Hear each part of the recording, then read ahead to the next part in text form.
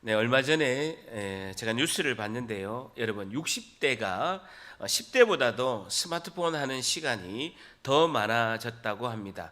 여러분, 우리가 생각하기에는 우리 10대, 우리 청소년 아이들이, 초등학교 학생들 아이들이 오히려 스마트폰을 많이 하는 것 같아도 오히려 60대가 10대보다도 스마트폰 하는 시간이 더 많아졌다라고 합니다. 특별히 60대 중에서 10명 중 6명, 60%는요 스마트폰을 하루에 3시간 이상 하는 중독 증상이 있다라고 신문 기사를 봤습니다.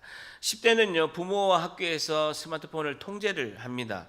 근데 반면에 60대는 스마트폰 하는 시간이 이제 통제하는 그런 게 없기 때문에 급증하고 있다고 합니다. 스마트폰에서 이렇게 검색을 하게 되면요, 이 알고리즘이라는 것이 저장이 되어서 내가 이렇게 특별히 하지 않아도 유튜브 같은 데서 보면요, 비슷한 영상을 계속 송출하는 것을 이렇게 볼 수가 있죠. 특별히 보면 요새 태극기 부대 해가지고 60대 분들은 많이 본다고 합니다. 자극적인 영상이 계속해서 우리에게 잔상을 낳게 되고, 영상의 영상을 따라서 이렇게 많은 그런 시간을 스마트폰 하는데 소비하는 것을 볼 수가 있습니다. 대부분의 전문가들은요 3세 이하에는, 특별히 24개월까지는요 어떠한 경우에도 아이들에게 스마트폰을 노출해서는 안 된다라고 하고 있습니다. 뇌에 치명타를 입힌다라고 하고 있습니다. 우리 뇌가요 짧은 영상에 길들여져 있습니다. 그래서 지금 같은 딱딱한 진리의 말씀은 잘 안 들리고 잘 안 듣는 시대가 이미 되어버렸습니다. 여러분, 오늘 설교는요 굉장히 중요한 설교입니다. 제가 5년 넘게 우리 교회 왔는데 오늘 설교가요 내용이 제일 중요한 내용입니다. 제일 중요한 내용이라는 거예요. 이 제가 하는 설교가 중요하다는 게 아니라 이 내용 자체가 오늘이 우리의 신앙의 삶을 어떻게 살아가야 하는가라는 그런 기준을 이야기하는 내용이라서 오늘 내용이 너무 중요하다라는 것이죠. 우리는 사람과의 귀한 교제를 통해서 하나님이 창조하신 그 자연을 통해서 회복하게끔 창조되었어요. 근데 많은 시간이 혼자 스마트폰 하는데 많은 시간을 빼앗기다 보니까요, 영적으로 정신적으로 메말라 가는 것을 볼 수가 있습니다. 최첨단의 우리 시대 이름이 뭡니까? 스마트죠. 최첨단의 시대, 스마트 시대가 될수록 영혼의 가뭄이 더욱더 심해지는 것을 우리가 경험하는 시대가 되었습니다. 불안함과요, 두려움과 근심이 가득한 이 목마름의 시대가 우리가 이미 살고 있다라는 것입니다. 오늘 질문은요, 목마름의 인생에서 이 목마름을 해결하는 방법은 무엇일까요? 라는 질문을 던지고자 합니다. 목마름의 인생에서 이 목마름을 해결하는 그 방법은 무엇일까요? 라는 그 질문에 대해서 오늘 답을 요한복음 7장 37절부터 오늘 답을 한번 살펴보고자 합니다. 7장 37절 한번 같이 봅니다. 같이 읽습니다. 시작. 명절 끝날 곧 큰 날에 예수께서 서서 외쳐 이르시되 누구든지 목마르거든 내게로 와서 마시라. 명절 끝날 동그라미 쳐보세요. 명절 동그라미 쳐보세요. 명절은요 초막절을 말하고 있습니다. 초막절. 유대인의 3대 절기가 있죠. 구약에 보면 3대 절기가 있습니다. 여러분 저를 따라합니다. 유칠초. 시험에 반드시 나옵니다. 우리 신대원 시험 보면요, 구약의 3대 절기 유칠초, 그 다음에 그 애굽의 열대자, 피게이파, 악도구, 매흑자 반드시 나옵니다. 유칠절, 6월절, 77절, 초막절이죠. 3대 절기죠. 우리 뭐 추석, 설날처럼 6월절, 77절, 초막절 이 3대 절기가 있게 되는데 6월절이 뭡니까? 1월 14일 날 우리나라 달력으로 치면 4월 정도 되고 1월 14일 유대인이 가장 큰 명절이죠. 뭡니까? 430년 애굽의 종살이를 하다가 하나님께서 출애굽 해방시켜 주신 그 날이죠. 우리로 치면 광복절 8월 15일 같은 날이 6월절이 가장 큰 절기 1월 14일이 되게 되고, 그로부터 49일 77이 49, 그래서 77절입니다. 그리고 오순절 50일 날 되는 날, 그래서 그로부터 6월절부터 77이 49, 77절 49일이 되는 지나간 날 후에 50일이 되는 날에 오순절에 보리추수가 첫 열매가 맺힙니다. 보리추수의 첫 열매를 기념해서 6월 초쯤에 칠칠절, 오순절을 이렇게 보내죠. 우리가 6월 달에 맥주 감사절이 있는 것과 똑같습니다. 그리고 이제 한 해의 수확을 다 마치고 나서 우리의 추석의 시기가 되는 날, 그 10월 초쯤에 곡식을 잘 추수해서 저장하는 것을 뭐라고요? 초막절이라고 하고 수장절이라고 합니다. 초막절이죠. 초막절 때 이스라엘 백성들은 크게 행사를 합니다. 어떤 행사를 하냐면요, 광야의 기간을, 그들이 사막의 기간을 보낼 때 물이 없었잖아요. 물이 없었던 거예요. 하나님이 만나를 내리시고 그 식량을 먹었지만 물이 없는 거예요. 물이 없어서 하나님께서 반석을 쳐서 반석 돌에서 물이 나오게 하는 기적을 베푸십니다. 그래서 200만 명들이 그 반석에서 물을 마시면서 그 생명을 이렇게 살게 되었다라는 것을 기념하기 위해서 초막절에 예루살렘의 그 실로암 연못에 가서 물을 떠와 가지고 성소의 제단에다가 이렇게 물을 탁 붓습니다. 부으면서 이사야서 12장 3절 말씀을 그들은 외칩니다.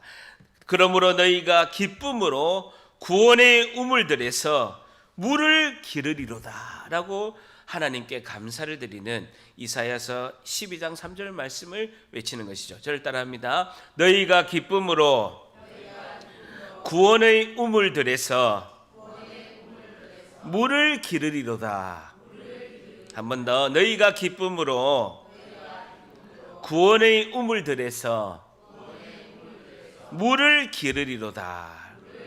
사막에서 물을 못 먹어서 죽을 상황에서 하나님께서 바위에서 반석에서 물을 내셔서 그 물을 마시면서 우리가 살았다 하는 것처럼 너희들이 그 광야에서의 그 하나님의 인도하심을 기억해서 너희가 기쁨으로 구원의 우물들에서 물을 기르리로다 라고 외쳐라. 이것이 초막절이에요. 그 초막절 때 예수님께서 성전에서 외치고 계십니다.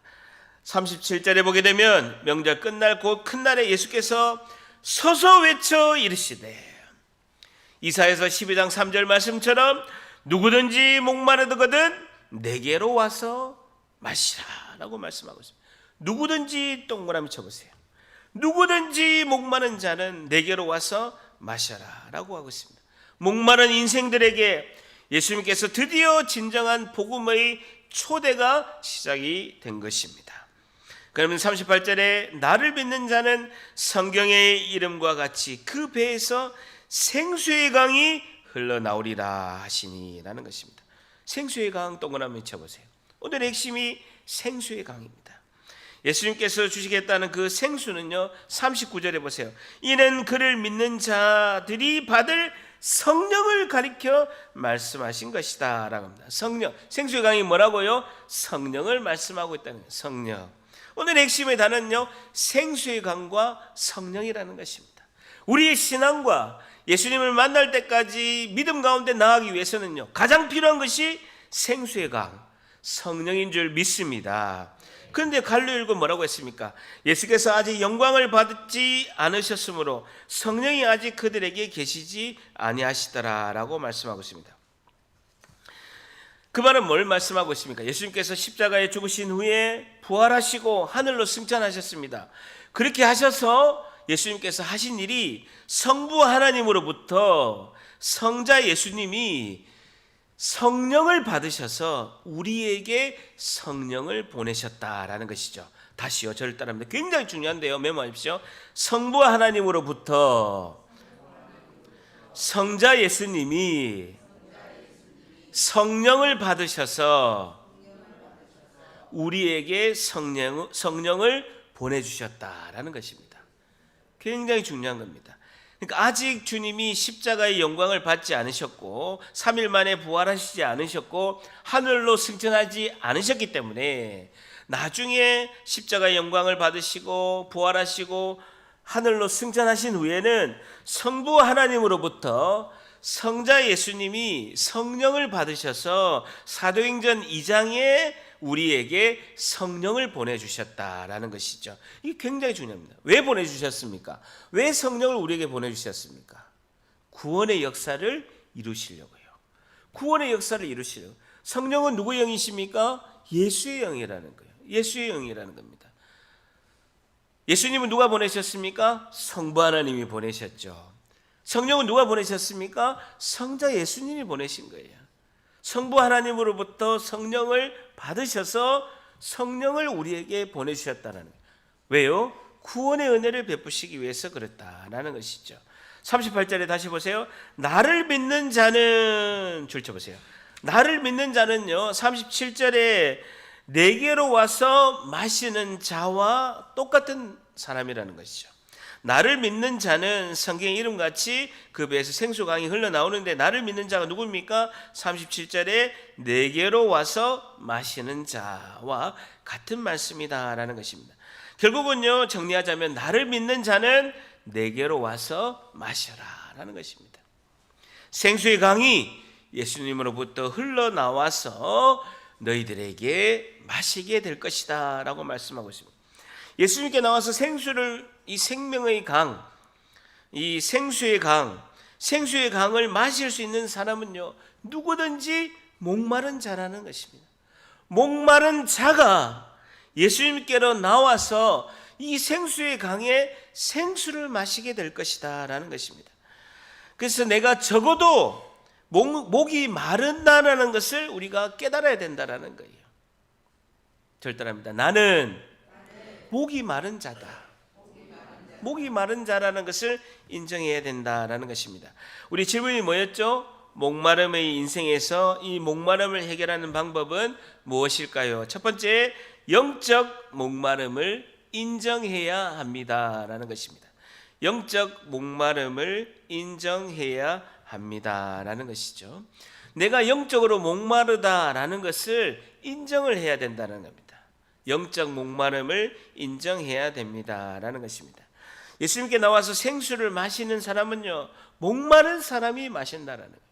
누구든지 목마른 사람이 마시게 될 것인데, 영적 목마름을 인정해야 된다라는 것입니다. 여러분, 부와 명예를 다 가진 연예인이나 부와 명예를 다 가진 재벌들이라도 마약을 하고 자살하는 이유는요, 영적 목마름이 있기 때문이라는 것이죠. 영적 목마름이 있기 때문이라는 것입니다. 그래서 자신을 위해서 노력을 많이 합니다. 사회에 봉사도 해보고 선한 일을 해보는데도 영적 목마름을 해결할 수 없다라는 거예요. 나를 위해서 선한 일도 해보고 봉사도 해보고 사회에 좋은 일도 해보는 거예요. 근데 여전히 영적 목마름은 해결될 수가 없다라는 거예요. 그게 로마서 7장 24절에 사도 바울의 고백이 그렇습니다. 오라 나는 공고한 사람이로다. 이 사망의 몸에서 누가 나를 건져내랴 라고 말씀하고 있습니다.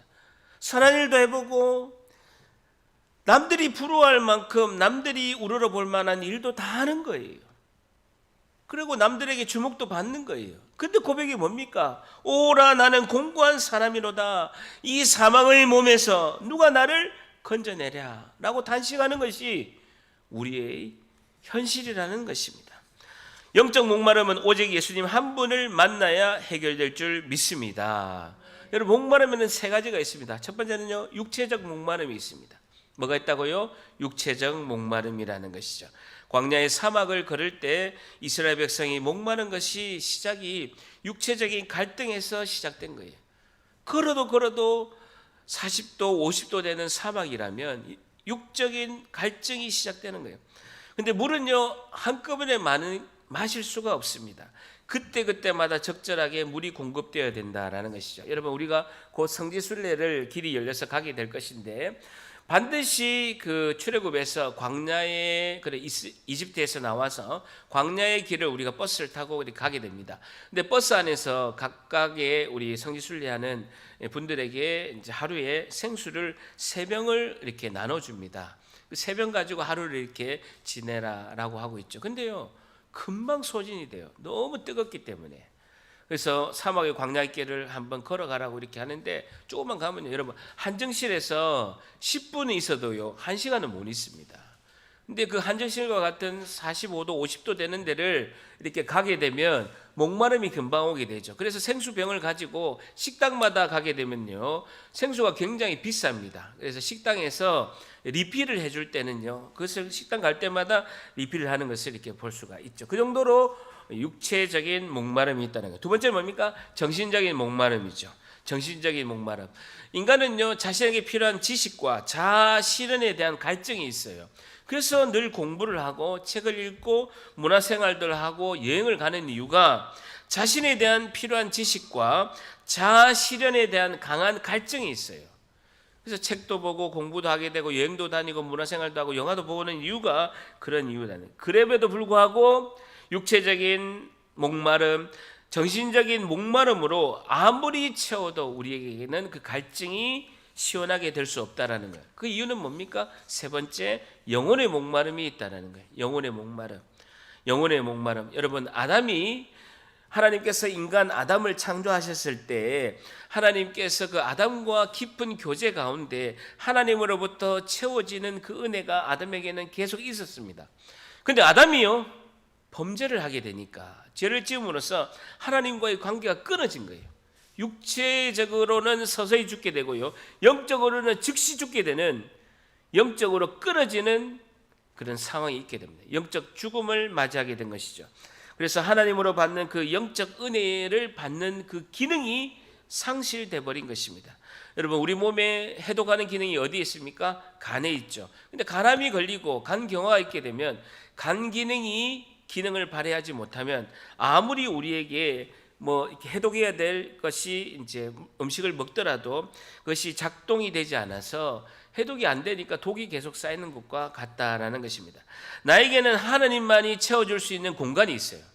하나님만으로 채워야 되는 그 공간이 있는데 죄로 인해서 그 기능이 작동이 안 되는 거예요.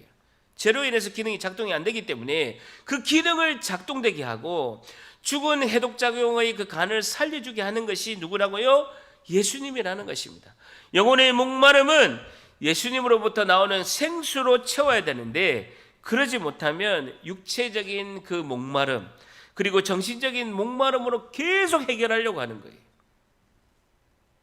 육체적으로 계속해서 뭔가를 하려고 하고 정신적으로 계속해서 그 목마름을 해결해서 영혼의 목마름을 갈증을 해결하려고 거짓 시도를 계속하게 되는 것이 인간의 모습이다라는 것입니다. 여러분, 하나님의 말씀의 조명으로 우리의 삶을 비춰보면요, 내 심령에 박테리아도 있고 균도 있고 병원균이 있는 것을 보게 된다라는 것입니다. 그때 우리가 느끼는 거죠. 아, 나는 목마르고 있구나. 내 영혼은 목마르고 있구나라는 것을 알게 된다라는 것입니다. 자, 그러면서 37절 다시 보게 되면요, 성경은 영혼의 목마름을 해결하는 방법을 제시하고 있습니다. 37절 다시 한번 같이 읽습니다. 시작. 명절 끝날 곧 예수께서 서서 외쳐 이르시되 누구든지 저를 따라합니다. 다 같이 내게로 와서 마시라. 내게로 와서 마시라. 예수님이 내게로 와서 마셔라 라고 하고 있습니다. 여러분, 목마름의 인생에서 이 목마름을 해결하는 방법은 무엇일까요? 두 번째요, 예수님께로 와서 마셔야 합니다 라는 것이죠. 예수님께로 와서 마셔야 합니다 라는 것입니다. 예수님께로 와서 마셔야 합니다 라는 것입니다. 첫 번째는 영적 목마름을 인정해야 합니다. 두 번째는 예수님께로 와서 마셔야 합니다라는 것이죠. 38절에 보게 되면 나를 믿는 자는 성경의 이름과 같이 그 배에서 생수의 강이 흘러나오리라 하시니 이는 그를 믿는 자들이 받을 성령을 가리켜 말씀하신 것이다 라는 겁니다. 성부 하나님으로부터 성자 예수님이 성령을 받으셔서 우리에게 보내신 그 성령을 마시라 라고 말씀하고 있습니다. 여러분, 어떻게 예수님이 주시는 성령을 마실 수 있습니까? 여러분, 어떻게 마실 수 있습니까? 어떻게 예수님이 주시는 성령을 마실 수 있습니까?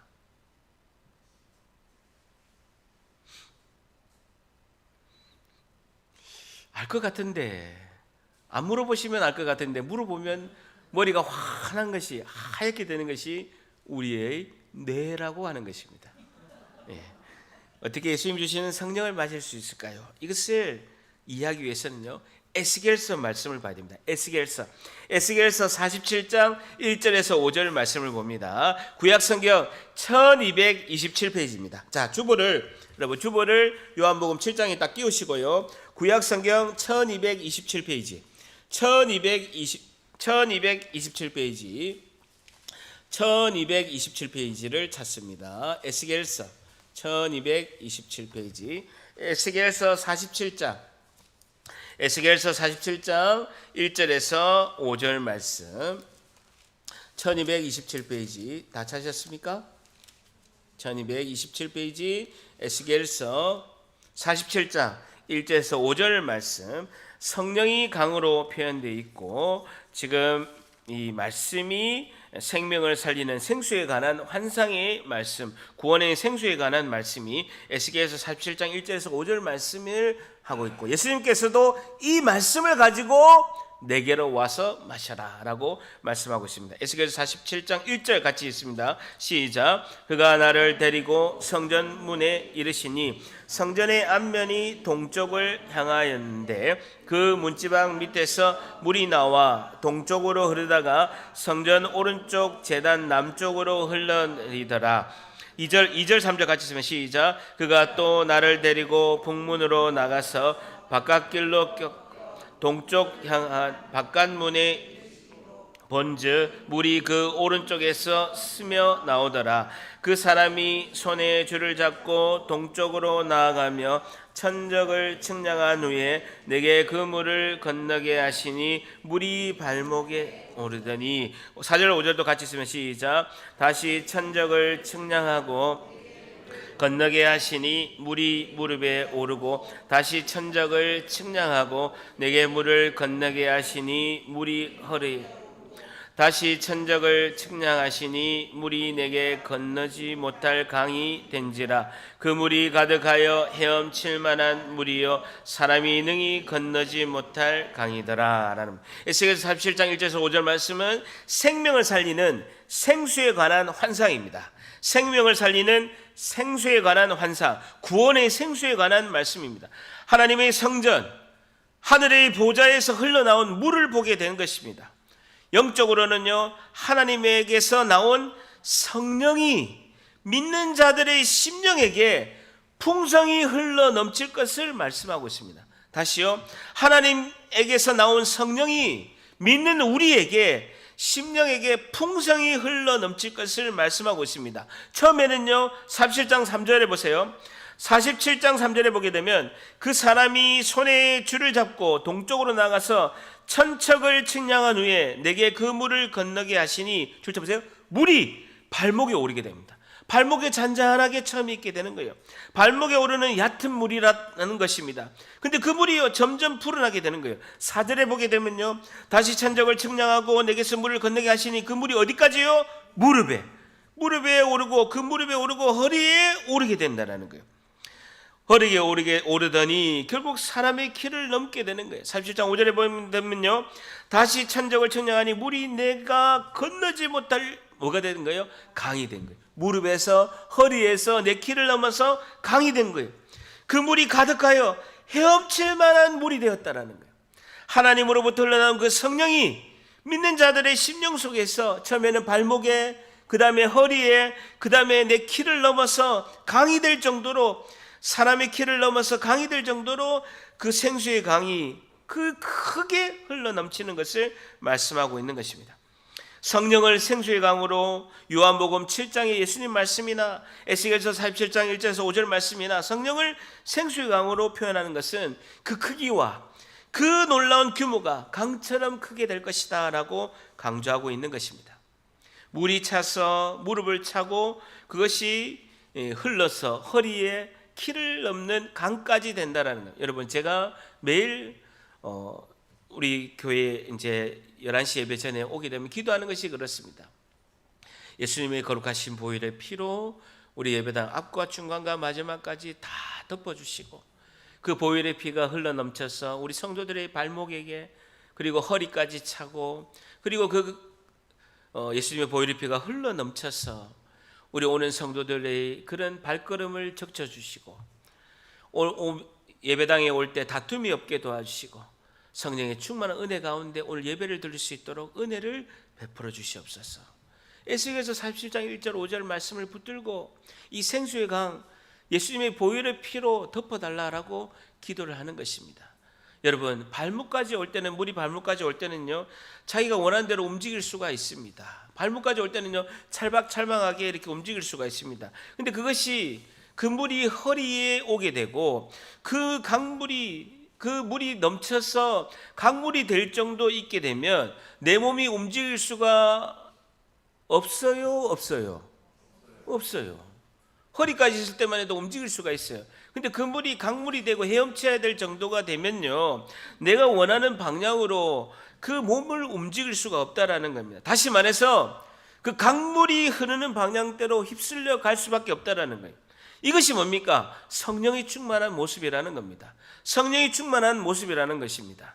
성령의 역사가 내한테 약할 때는요, 자기 의도대로 살면서 막 살아갈 수 있고 성령의 역사를 통제할 수 있다는 거예요. 찰박찰박 움직이면서 내가 막 도망갈 수도 있다는 거예요. 오늘 기도를 할까? 에이, 뭐 내일 하지, 귀찮다, 내일 하자.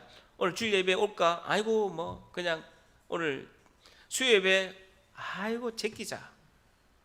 그냥 내 통제 없이 할 수가 있는 거예요. 찰박찰박 할 때는요. 그런데요, 이 성령의 역사가 대단히 강해서 허리를 덮게 되고 내 키를 넘게 되고 강물이 되면요, 내가 내 마음대로 할 수가 없는 거예요. 성령이 나를 통치하시고 성령이 나를 이끌으시고 성령이 강물대로 나를 지배하시고 통치할 줄 믿습니다. 이게 성령 충만이에요. 이 성령 충만. 예수님께서 이 말씀을 하시는 거예요. 내게로 와서 마셔라. 그럼 너희가 성령의 충만한 은혜를 받을 것이다 라는 것입니다. 성령의 충만한 은혜, 성령이 나를 통치하시고 내가 어떻게 할 수가 없다라는 거예요. 성령의 강물이 내 삶을 인도하고 지배하고 통치하고 이끌어갈 줄 믿습니다. 다시 요한복음 7장으로 오게 됩니다. 예수님께서 그 성령의 충만함이 우리에게 주어질 것이다 라고 약속하고 있다라는 겁니다. 에스겔서 47장 1절에서 5절의 말씀을 예수님께서 지금 이 내게로 와서 마셔라 라고 말씀하고 있습니다. 자, 마지막 세 번째요, 목마름이 인생에서 우리 목마름을 해결할 수 있는 방법은 무엇일까요? 성령 충만을 사모해야 합니다 라는 것입니다. 성령 충만을 사모해야 합니다 라는 것이죠. 세 번째 뭐라고요? 성령 충만을 사모해야 합니다 라는 것입니다. 성령 충만을 사모해야 합니다 라는 것입니다. 여러분, 제가 늘 강조한 거 있죠. 성령 세례가 있고 두 번째 성령 충만이 있습니다. 뭐라고요? 첫 번째 뭐라고요? 성령 세례. 두 번째 뭐라고요? 성령 충만이. 성령 세례는 뭡니까? 단 한 번의 사건입니다. 내가 예수님을 믿습니다. 예수님 나의 삶의 주인이십니다. 예수님께서 내 죄를 위해서 십자가에 죽으시고 3일 만에 부활하셔서 성령으로 나와 함께 하심을 믿습니다. 예수님 나와 함께 하시고 내 인생을 책임져 주시고 이끌어 주시옵소서 라고 영적 기도를 하면 거듭나는 하나님의 구원의 은혜를 받는다라는 거예요. 단 한 번의 사건, 중생, 거듭남, 구원의 은혜를 받는 것, 이것이 성령 세례라는 것입니다. 느낌이 없을 수도 있어요. 저처럼 불같은 은혜를 받을 수도 있지만 대부분은 99% 느낌이 없을 수가 있습니다. 그런데도 내 입술은 예수님이 나의 구주십니다. 예수님 내 죄를 위해서 십자가에 죽으심을 믿습니다. 그리고 3일 만에 부활하심을 믿습니다 라고 입술로 고백한다라는 것입니다. 고린도전서 12장 3절에는 이렇게 말씀하고 있습니다. 성령이 아니고서는 누구든지 예수를 주시라 할 수 없느니라 라고 말씀하고 있습니다.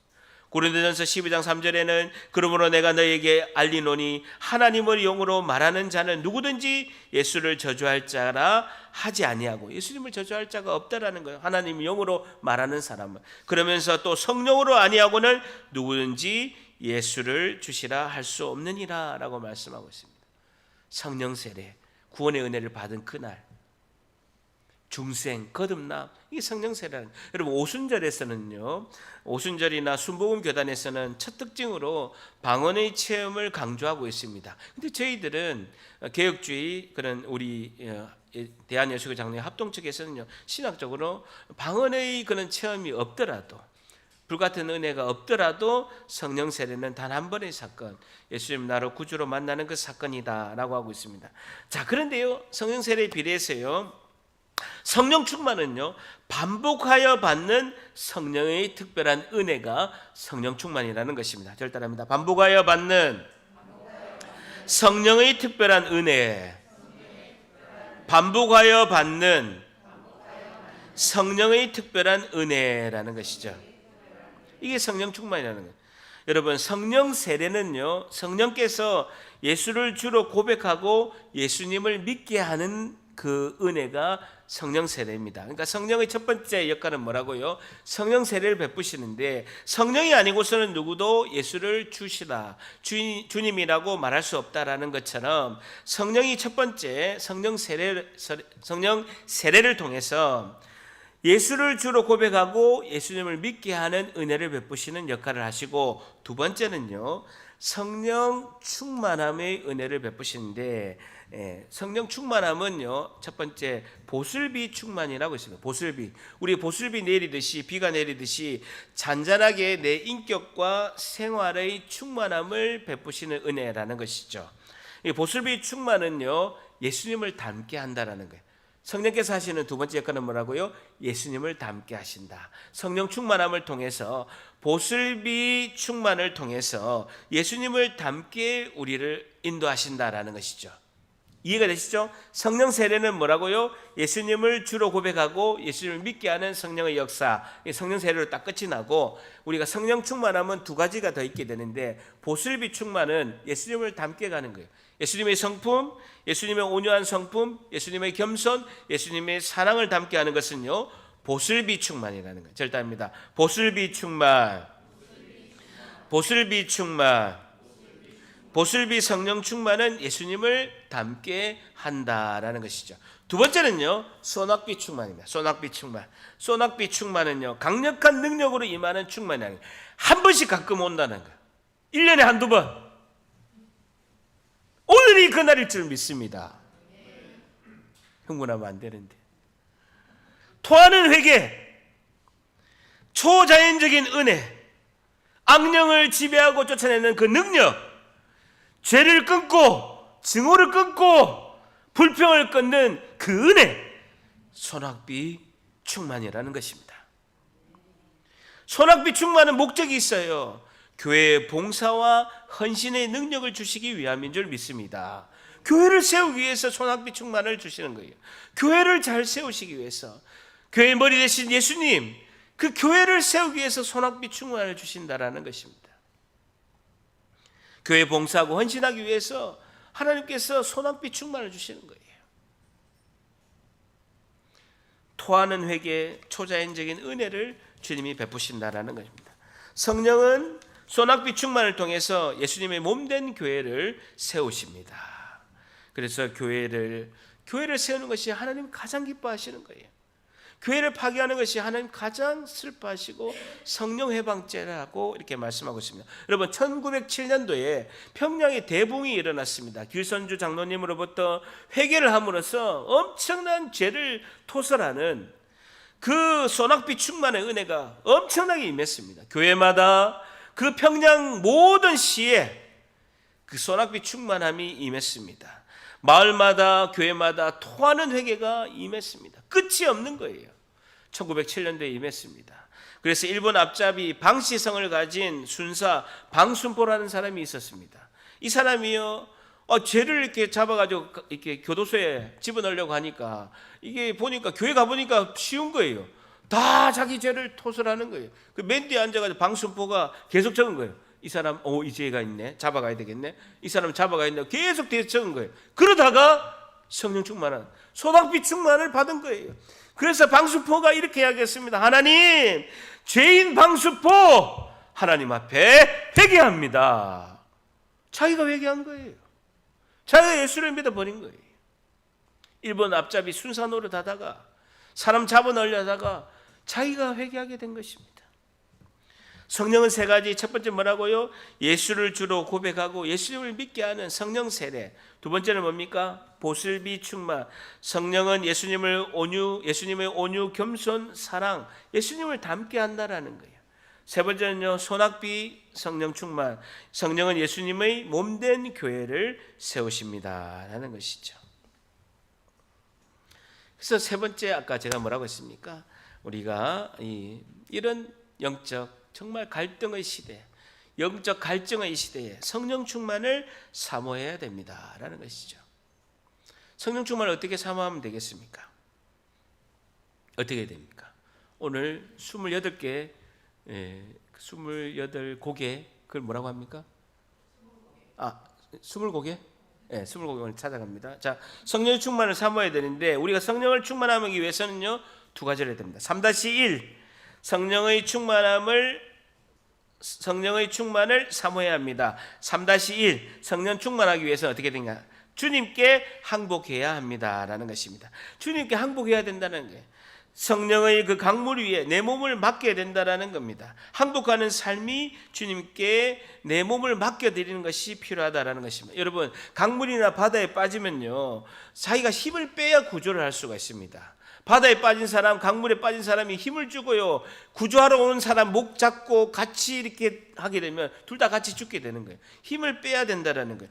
너무 세게 잡았어요. 그 사람도 죽고 구조하러 온 사람도 같이 죽게 되는 경우가 너무나 많다라는 거예요. 힘을 빼고 우리는 항복해야 된다는. 생수의 강에서는요, 우리가 항복하고 힘을 빼야 우리가 살 수 있다라는 것이죠. 제가 늘 강조하듯이요, 배드민턴 할 때마다요, 우리 코치가 제발 선생님 힘 좀 빼세요. 팔에 힘 좀 빼세요라고 합니다. 몸에서 힘을 빼라라고 합니다. 손목에 이렇게 탄성으로 이렇게 해야 되는데 손목에 힘을 빼세요. 그래야 배드민턴 칠 수 있다라고 강조하는 것처럼 제가 초보 때는 배드민턴 처음 칠 때 초보 때는 그걸 이해를 못했거든요. 근데 힘을 빼야 이렇게 운동을 잘하는 것처럼 우리가 차츰차츰 우리가 익숙하게 되면 자연히 힘이 빼게 돼 있다는 거예요. 내 의지, 내 뜻대로 막 몸부림치다가 해도 안 되는구나. 내가 한계가 있구나. 내가 해서 안 되는구나. 주님이 하셔야 되는구나 할 때 주님이 우리에게 역사하신 줄 믿습니다. 자, 어쨌든 무릎까지 차오르고 허리까지 차오르고 우리 발이 땅에 닿고 있을 때는요, 내가 이렇게 내 마음대로 할 수 있다라는 안도감이 있죠. 근데 여러분, 목까지 차오르고요, 머리까지 차오르면요, 이게 감당이 안 되는 거예요. 그럴 때 어떻게 합니까? 불안과 두려움이 오는 거예요. 생수의 강도 마찬가지입니다. 성령이 나에게 잔잔하게 딸막딸막하게 허리까지 오고 이럴 때는요, 내가 이렇게 내 마음대로도 할 수도 있고 하나님 은혜도 받을 수 있으니까요, 두려움이 없어요. 다리가 땅에 일단 닿여 있기 때문에 두려움이 없다는 거예요. 근데 성령이 나를 덮치시고 은혜 가운데 충만하게 되면요, 놀랍게도 아이러니하게 불안함이 있어요. 두려움이 있다라는 거예요. 그렇다고 그러잖아요. 성령이 충만하면요, 불안함이 있다는 거예요. 왜? 땅에 다리가 떠 있으니까 불안함이 있다는 거예요. 오히려 불안함이 있다는 거예요. 이때 딱 항복하고 힘 쫙 빼야 돼요. 하나님께서 내 인생을 주도권을 이제 가지시기 시작할 때 힘 빼야 된다는 거예요. 내가 너무 은혜 받아가지고 전도사 되는 거 아니야? 목사 되는 거 아니야? 선교사 되는 거 아니야? 절대 그런 일 없습니다. 한 번도 그런 생각하지 마세요. 절대 그런 일 없습니다. 걱정하지 마세요. 절대 그런 일 없습니다. 내가 동의해야 되고요, 가족이 동의해야 되고, 교회가 동의해야 돼요. 나와 가족과 교회가 이 사람이 사명자라고 인정하기 전까지는요, 절대 그런 일 없습니다. 은혜 충만하게 받는다고 해도 걱정하지 마십시오. 어쨌든 내가 가진 것, 내 능력이 아니라 내 인생의 전체를 하나님께 항복하는 그 시기가 있다는, 그때 주님이 하셔야 됩니다. 절대합니다. 하나님이 하셔야 합니다. 그러면 불안과 두려움이 사라진다라는 거예요. 불안과 두려움이 사라지는 거예요. 근데 사람 대부분이 어떻게 되냐면요, 강물이 막 차오르기 시작할 때 불안하니까 강물에서 훅 나오는 경우가 많이 있다라는 거예요. 대부분이. 은혜 받을 때, 여러분, 은혜를 받을 때 쫙 이어갈 것 같지만요, 그렇지가 않다는 거예요. 은혜가 막 받을 때 이러다가 큰일 나는 거 아니야? 내가 진짜 예수쟁이 되는 거 아니야? 이렇게 하면서 그 강물에서 훅 나오는 경우가 많이 있다라는 것입니다. 그렇게 되면 그 목마름을 해결할 수가 없다. 하나님이 해결하신 그 은혜를 누릴 수가 없다라는 것입니다. 그래서 주님 꼭 손잡고 내가 발이 떨어지더라도 우리 그나가요. 우리가 지금도 수영장에 트라우마가 있어서 수영을 잘 못하는데 어릴 때 이렇게 에버랜드나 이렇게 가게 되면요, 이제 조금 이렇게 빙빙빙 도는 데 있잖아요. 그런데 가보면 처음에는 딱 계단 내릴 때는 발이 딱 닿이거든요. 중간에 쭉 가다 보면 이렇게 물이 이렇게 깊어지니까 그때 발이 이렇게 탁 뛰게 되는 거예요. 그럴 때 제 목을 탁 잡으면서 아빠 내 놓으면 안 돼. 내 놓으면 아빠 지옥 가. 아빠 사탄이야. 발음도 잘 못해. 사탕이야 이러면서 목을 꽉 잡거든요. 그럴 때 제가 이거구나. 내 발이 물에서 바닥에서 딱 떨어질 때 예수님 꼭 잡아야 되겠구나. 이걸 이렇게 느끼게 된다라는 것이죠. 여러분 우리가 하나님께 항복하고 내가 온전히 주님께 주도권을 내어드리면 주님께서 내 삶을 인도하시는 것을 경험하게 될 줄 믿습니다. 우리가 하루하루 작은 순종부터 시작해야 되는 거예요. 여러분 하나님께 순종하는 것은요 아픈 과정이에요. 아픈 과정이라고요. 두려움이 있고 또 내 마음에 불안이 있을 수도 있다라는 거예요. 그럼에도 불구하고 우리가 해야 될 것은 하루하루 하나님께 순종하고 하루의 주도권을 하나님께 내어드릴 때 하나님이 나를 통치하시고 이끌어갈 줄 믿습니다. 홍해 바다를 발을 디딜 때 갈라지는 거예요. 요단강도 발을 디딜 때 갈라질 줄 믿습니다. 그것을 디디지 않으면요 아무 일이 일어나지 않아요. 홍해 앞에서 웃자면 좋겠노, 저 큰 바다에 요단강 앞에서 웃자면 좋겠노 이러면요 아무 일이 일어나지 않는 거예요. 우리가 믿음으로 발을 디딜 때 하나님께서 강을 갈라주시고 그 성령의 충만한 은혜를 우리에게 부어주실 줄 믿습니다. 3-2 두 번째는요 주님 안에 거해야 됩니다라는 것입니다. 주님 안에 거해야 합니다라는 겁니다. 주님 안에 거해야 됩니다. 말씀, 기도, 교제로 해야 된다는 것이죠. 요한복음 15장 5절에는 이렇게 말씀하고 있습니다. 나는 포도나무요 너희는 가지라. 그가 내 안에 내가 그 안에 거하면 사람이 열매를 많이 맺나니 나를 떠나서는 너희가 아무것도 할 수 없음이라 라고 말씀하고 있습니다. 제가 서울에 가보고 노예를 가고 시찰에 간다고 부산에 가보면 지하철 가면 사람들이 전부 다 뭐하고 있습니까? 핸드폰 하고 전부 핸드폰 하고 있는 거예요. 전부 핸드폰 하고 있는 거예요. 핸드폰에 집중해가지고요 핸드폰에서 눈을 떼지 않는 거예요. 하루 종일 핸드폰과 밀착되어 있는 거예요. 내가 요한복음 15장 5절에 그가 내 안에 내가 그 안에 거하면 사람이 열매를 많이 맺는다라고 말씀하고 있습니다. 여러분 핸드폰을 하루에 전 국민이요 3시간 이상 하고 있어요. 아니 핸드폰은 전 국민이 하루에 3시간 이상 하고 핸드폰이 없어지면요 불안해하고 벌벌 떨고요 그 안에 오만 거 다 있는데 벌벌 떠는 거예요.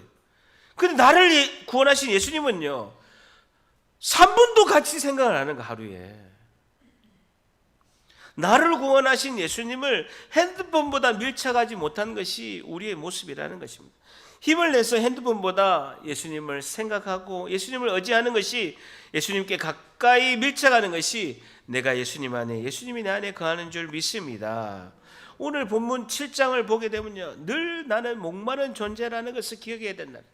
주님이 아니면 늘 갈증의 그런 삶을 살 수밖에 없는 존재라는 걸 인정해야 됩니다. 시편 42편 1절에도 보게 되면요 시편 42편 1절에 하나님이여 사심이 시냇물을 찾기에 갈급함같이 내 영혼이 주기를 찾기에 갈급하니이다 라고 말씀하고 있습니다.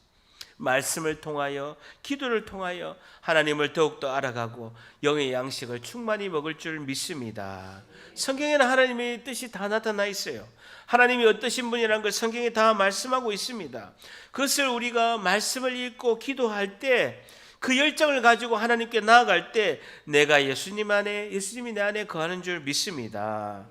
여러분 말씀과 기도를 소홀히 하면서 하나님을 내가 잘 알겠다는 것은요 대단한 교만이라는 것입니다.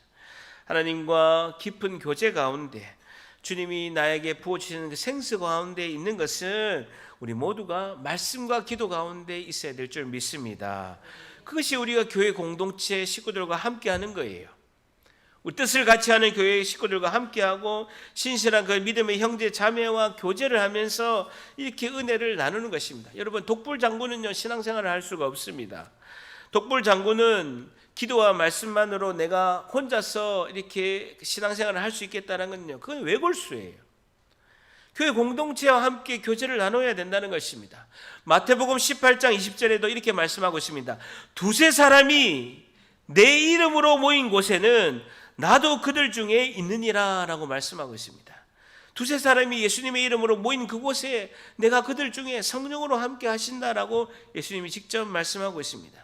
주님께 우리가 항복하고 말씀과 기도와 성도 간의 교제를 통해서 주님의 거할 그 생수의 강이 우리 안에 영원히 풍족하게 우리가 넘치는 은혜 가운데 우리가 있을 줄 믿습니다. 우리가 영적 목마름을 인정해야 되고 예수님께로 와서 그 영적 생수의 강을 마셔야 되고 성령의 충만함을 삼아야 되고 성령의 충만함을 위해서 주님께 항복하고 주님 안에 거하는 말씀과 기도와 교제의 은혜 가운데 있는 우리 모두가 되시기를 주님의 이름으로 간절히 축복합니다.